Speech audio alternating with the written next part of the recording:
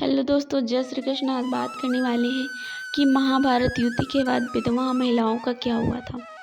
युद्ध किसी का भी हो और किसी भी कारण हो, परंतु इसमें होने वाला सबसे बड़ा नुकसान युद्ध में मारे गए सैनिकों की पत्नी का होता है। इसी प्रकार धर्म और अधर्म के बीच लड़े गए महाभारत के युद्ध में अनेकों सैनिकों ने मिलकर लड़ा था और कुछ चंद योद्धाओं को छोड़कर सभी योद्धा उस युद्ध में मारे गए थे।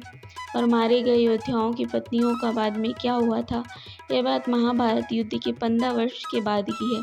उस समय पांडव, माता देवी कुंती, धृतराष्ट्र, गांधारी सभी संन्यास होकर आश्रम में निवास कर रहे थे। तभी एक दिन सहदेव के मन में माता कुंती के दर्शन करने की इच्छा उत्पन्न हो गई। ये सुनकर सभी पांडवों ने वन जाने की तैयारियां शुरू कर दी। राजा युधिष्ठिर और पांडवों के साथ हस्तिनापुर की सारी जनता चल पड़ी और इसमें वह सभी विधवा महिलाएं भी थीं जिनके पति महाभारत के युद्ध में मारे गए थे। और वह सभी लोग एक माह तक धृतराष्ट्र के आश्रम के आसपास ही रुके थे। एक बार पांडवों के पितामह ऋषि वेदव्यास जी धृतराष्ट्र के उस आश्रम में पांडवों से मिलने के लिए आए थे। तब उन्होंने देखा कि पांडवों सहित वह सभी हस्तिनापुर के वासी अपने बंधुओं और घर वालों के शौक में डूबे हुए हैं, जिन्होंने महाभारत के युद्ध में वीर गति पाई थी। तब वेदव्यास जी ने कहा कि मैं तुम्हें स्वर्ग या दूसरे लोगों में वास कर रहे बंधुओं और घर वालों से मिलवाऊंगा। तब तुम स्वयं उनसे मिलकर उनका हाल पता कर लेना।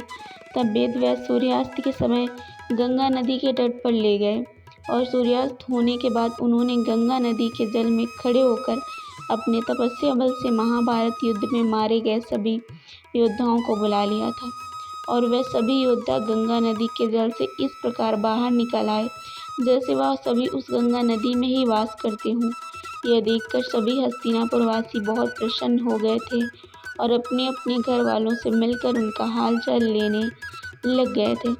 इसलिए सभी के मन में अपनों को मृत्यु का जो शौक था वह हमेशा के लिए समाप्त हो गया था।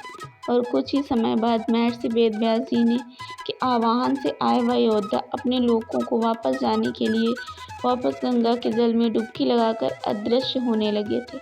तब महर्षि व्यास जी ने वहां उपस्थित योद्धाओं की सभी विधवाओं से यह कहा था कि जो स्त्रियां अपने पतियों के साथ उनके लोक में जाना चाहती हैं, वह गंगा देवी की इस पवित्र धारा में अपना जीवन त्याग दें। वेदव्यास जी की यह बात सुनकर वे सभी महिलाएं जो अपने पतियों से असीम प्रेम करती थीं, वह गंगा की उस धारा में कूद पड़ी थी और अपने प्राणों को त्याग कर अपने पतियों के लोक को चली गई थी। तो महाभारत की बस यही कहानी थी कि महाभारत युद्ध के बाद विधवाओं का क्या हुआ था। तो अगर पसंद आई हो तो एक लाइक ज़रूर करिएगा और अगर नए हैं आप हमारे चैनल पर तो सब्सक्राइब